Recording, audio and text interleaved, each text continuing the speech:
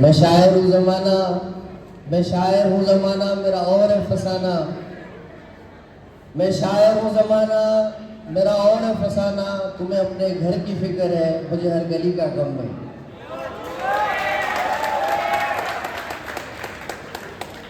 جب عوامی مزاحمت اپنے لب و لباب میں، اپنے رنگ میں جب اس حد تک پہنچتی ہے کہ وہ پلے کارڈز، وہ سلوگنز اور وہ مطالبات جب آئی پی ایل، لمس، حبیب جیسی بڑی بڑی یونیورسٹیز کے اندر جب اٹھائے جاتے ہیں، پھر ہم یہ سمجھتے ہیں کہ یہ جو عوام ہے، سندھ کی عوام، انہوں نے کلی طور پر اس کے ناچ کے منصوبے کو رد کر دیا ہے۔ نہ صرف سندھی عوام نے، پر سندھ کے باشعور طالب علم جو آئی بی کے اندر پڑھ رہے ہیں یا جو دیگر یونیورسٹیز میں پڑھ رہے ہیں، یہ کوئی نیا ڈرامہ نہیں ہے۔ وہ کہتے ہیں سندھی میں ایک محاورہ ہے کہ یہ میلہ لگائی میری جیب کاٹنے کے لیے تھا، تو ہمارے یہاں یہ ہوا ہے کہ 1940 کی قرارداد میں ہمارے بڑوں نے جب اس ملک میں شمولیت کے لیے ووٹ دیا تھا تو ہم نے اس دن کے لیے ووٹ نہیں دیا تھا کہ آپ کل کو ہماری زمینیں بیچ دیں، کل کو آپ ہمارے وسائل بیچ دیں، ہمارے دریا بیچ دیں، ہمارے پانی بیچ دیں۔ شرم کی بات ہے جب ہم بات کرتے ہیں تو پھر آپ کہتے ہیں کہ ہم دہشت گرد ہیں۔ دہشت گرد کون ہے؟ ملک توڑنا کون چاہتا ہے؟ باہر جزیرے کون بناتے ہیں؟ پاپا جونس جیسے یہ بڑے بڑے پیزا آؤٹلیٹ کون بناتے ہیں؟ آپ بناتے ہیں، جنرلز بناتے ہیں، یہ فوجی، یہ ملٹری پولیس بناتی ہے، ہم نہیں بناتے ہیں۔ اگر کوئی ایک غریب دودھ بیچنے والا ہے تو 1 کلو دودھ میں 1 پاؤ پانی ڈالے گا، زیادہ سے زیادہ کیا کرپشن کرے گا؟ کوئی کیلے بیچنے والا ہے 1 ڈزن کیلے میں 2 کیلے خراب دے دے گا، لیکن تو آپ نے اس ملک کا ستیہ ناش کر دیا ہے۔ نہ اس ملک کے لوگوں کا جو ٹیکس لے کر آپ نے ریونیو کھایا، اس کے ساتھ ساتھ اس ملک کے باشندوں کو آپ نے مقروض کر دیا۔ ہر ایک بندہ 1-2 لاکھ کا قرضی ہے، ہم نے تو قرض لیا ہی نہیں، اس کے باوجود بھی ہم مقروض ہیں۔ کبھی آپ نے سوچا ہے؟ پروٹیسٹ پیسفل ہے، درد ہمارا اتنا بڑا ہے، لیکن بات آپ نے چھوٹی رکھنی ہے، بات آپ نے سخت نہیں رکھنی ہے کہ میں کل کو آئی بی بھی انڈر کوسچن ہو سکتا ہے، میں تو سیاسی بندہ ہوں، میرے لیے تو مسئلہ نہیں ہوگا، شاید آپ کے لیے مسئلہ ہو۔ سو یہ جو میں بات کر رہا ہوں اپنے بیہاف پہ کر رہا ہوں، نہ ہی آئی بی کی جو اسٹوڈنٹ باڈی ہے کل کو اس کے لیے، تو پھر کل میرے ساتھ جو ہوگا اس کا ذمہ دار میں ہوں، میری تنظیم اور میرے لوگ ہیں۔ سو مجھے بات رکھنے کی اجازت ہے آپ، کیونکہ یہ ایک دن کا معاملہ نہیں ہے۔ کالا باغ ڈیم کو آپ دیکھ لیں، آپ نے 1960 میں کیا کیا؟ آپ نے اپنے 3 دریا بیچ دیے انڈیا کو، اور پھر آپ کہتے ہیں کہ ہم سندھ کے اوپر 6 کینالز نکالیں گے۔ کیوں نکالیں گے بھائی؟ آپ کے باپ کا پانی ہے، یہ سندھی لوگوں کا پانی ہے۔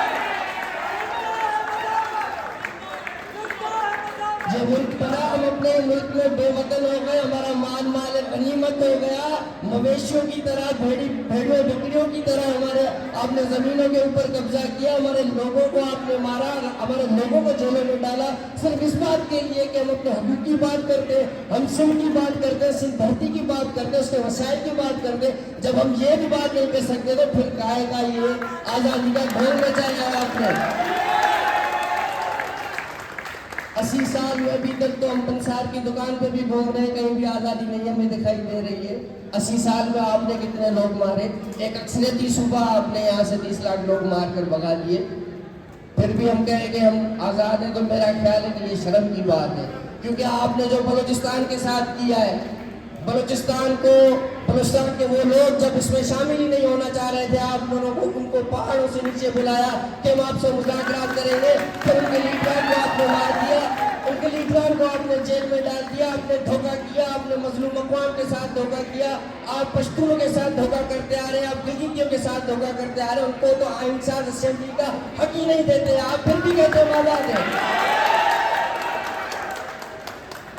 آپ بلوچستان میں ایک ڈمی اسمبلی بنا دیے، 500 ووٹ لے کر ایک امیدوار ایم پی اے بن جاتا ہے، پھر مینڈیٹ کہاں ہے آپ کا؟ بلوچستان آپ کا کہاں ہے؟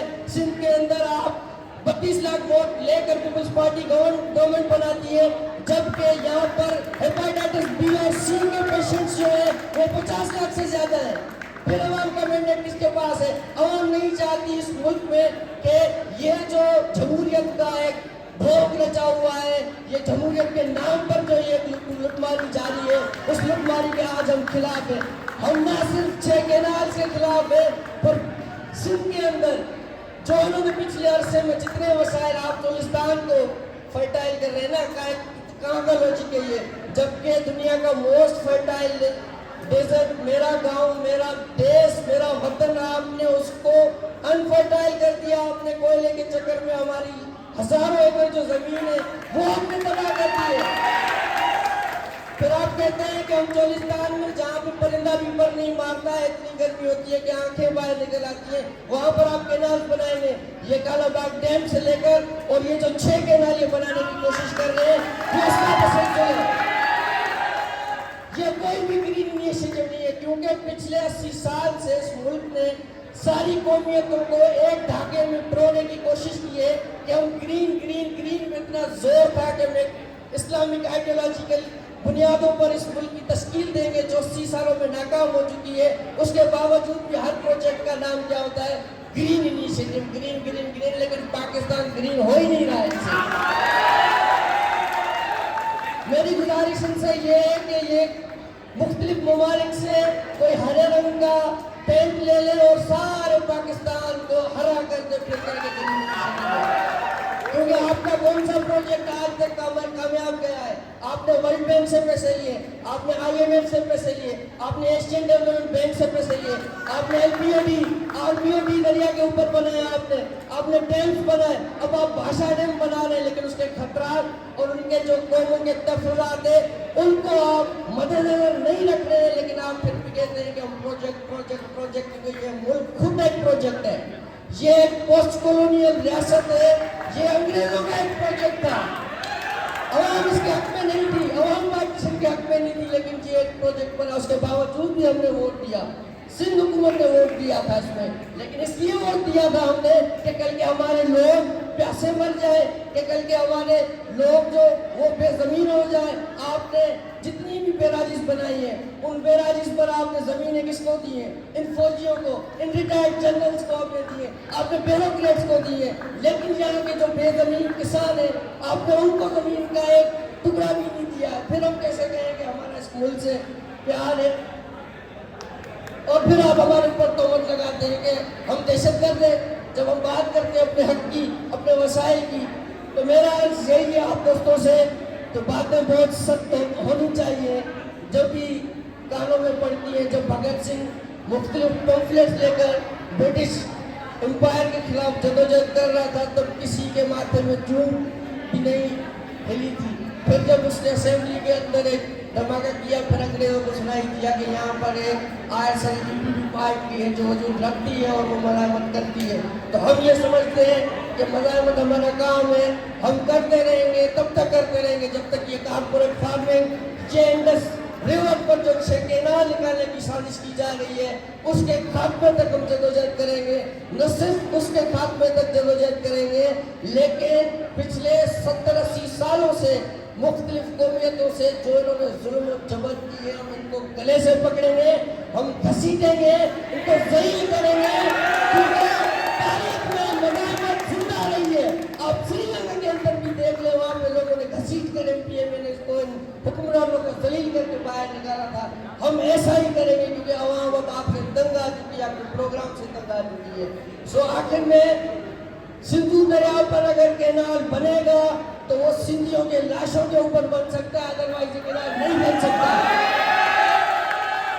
कॉर्पोरेट फार्मिंग तभी बन सकती है जब सिंध के अंदर सारे किसान मर जाए, सारे किसानों को मारा जाए, तब भी कॉर्पोरेट फार्मिंग हो सकती है। अदरवाइज सिंध की अवाम किसी भी सूरत में कबूल नहीं करेगी। आपको शर्म आनी चाहिए, ये धरती हमारी, आपके बाप की नहीं, हम नहीं देंगे आपको। शुक्रिया।